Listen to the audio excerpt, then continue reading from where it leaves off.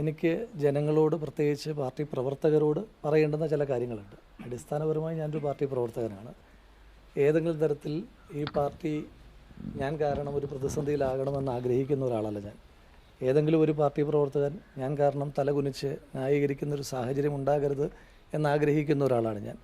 കാരണം ഈ പാർട്ടിക്ക് വേണ്ടിയിട്ട് എല്ലായ്പ്പോഴും ഇപ്പോൾ സ്വാഭാവികമായിട്ടും നിങ്ങൾക്കറിയാമല്ലോ, ഈ ഇത്രയേറെ അക്രമം നേരിടേണ്ടി വരുന്നതിൻ്റെ ഒരു വലിയ കാരണം അത് ഞാൻ കുറ്റം ചെയ്തോ കുറ്റം ചെയ്തില്ലയോ എന്നുള്ളതിൻ്റെ മെറിറ്റിനപ്പുറം ഈ പാർട്ടിയുടെ എല്ലാ പ്രതിസന്ധിയിലും പാർട്ടിക്ക് വേണ്ടിയിട്ട് ന്യായീകരിക്കാൻ, അത് പാർട്ടിയുടെ മെറിറ്റിനെ ന്യായീകരിക്കാൻ, പാർട്ടിയെ പ്രതിരോധിക്കുവാൻ സമൂഹമാധ്യമമെങ്കിൽ സമൂഹമാധ്യമം, മാധ്യമങ്ങളെങ്കിൽ മാധ്യമങ്ങൾ, സമരങ്ങളെങ്കിൽ സമരങ്ങൾ, അതിലെല്ലാം പ്രവർത്തിച്ച ഒരാളെന്ന നിലയിലാണ് സ്വാഭാവികമായിട്ട് ഇതുണ്ടാകുന്നത്. പക്ഷേ ഞാൻ കാരണം എൻ്റെ പാർട്ടി പ്രവർത്തകർക്ക് തലകുനിക്കുന്നൊരു സാഹചര്യം ഉണ്ടാകുന്നത് എനിക്ക് ഉൾക്കൊള്ളുവാനും അംഗീകരിക്കുവാനും കഴിയുന്ന കാര്യമല്ല. ഈ വാർത്തകളുടെ വലിയ പേമാരിയുടെ കാലത്ത് ഇത്തരം ചില സംഭവങ്ങൾ നടക്കുന്നുണ്ട്. അത് ഇന്ന് നടന്നതല്ല, ഓഗസ്റ്റ് മാസം 1-ാം തീയതി നടന്നതാണ്.